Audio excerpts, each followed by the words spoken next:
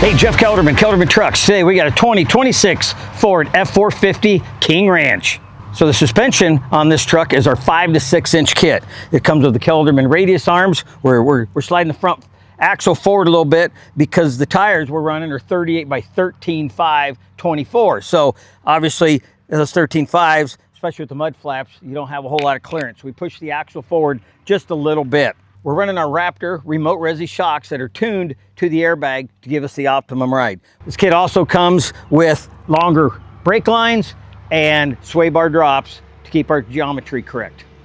So these 38-inch tires are the Toyo Open Country RT Trails, and we're running 24-inch American Force wheels. So to help make this truck stand out from the crowd, we took out the headlights, sent them out to Eco Tint in Utah, and they get rid of all the chrome. As you can see, we've got some black in here to match the truck. We also popped out the grille, got rid of all the chrome. We also added this center rigid light and then the little guys over here in the pockets of the bumper. So we took out the OEM tow hooks. They were originally chrome. We sandblasted those and painted them the marsh gray to match the bumper. We also got rid of the chrome on the side badges and painted the F-450 marsh gray. So for the rear suspension, it's our 5 to 6 inch kit. Floor length design. We run a large sway bar on this truck. We got a big truck, higher center of gravity. We want to keep this handling more like a sports car, not a Greyhound bus. Just like the front, we have our remote resi shocks. They're going to give us a good ride, whether we're running empty or whether we're pulling a big trailer behind. So the control system we have with this is our Airlift 3H system. It has a pair of VIAIR 444 compressors. It's got a dryer. It's going to keep the moisture out. So if this guy's in cold climates in the winter, it's going to keep the system from freezing up. And we also run 2 3-gallon tanks. We make those in-house now here at the shop. Another thing that these 3-gallon tanks are great for is holding air for those Hornblaster train horns. Because when you got a badass truck like this, you need to be able to push the button and say, "Get the f*** out of my way!" And of course, we also have our little air chuck here. That way you can pump up your tires if they're low, kids' bicycles, ATVs. You got onboard air, man. You can't live without it. A few more things we did to the truck. We added an MBRP exhaust tailpipe. Ron, our painter, who does an amazing job on every truck we do. He removed the tail lights and the little fender running lights and the third brake lights, throws a little tinted clear on it, just really ties the rest of the truck together. Pop the badge off, black now. It's got the marsh gray inserts. I mean, just the marsh gray and black, it's a perfect color combination, and man, I think the guys here just killed it. So to make the truck a little bit safer backing up at night, we've got our rigid lights that we inserted here into the bumper. And to keep the rocks off this trailer, we've got a set of Rec Gen mud flaps, front and rear. And the final thing that really sets this truck off from anything else you're going to see out there in the parking lot, besides a full Kelderman custom build, but you may run into another one when you're out and about. This big old Highway Products headache rack. It's got these big side plates here. They're actually bent in. They're really sturdy.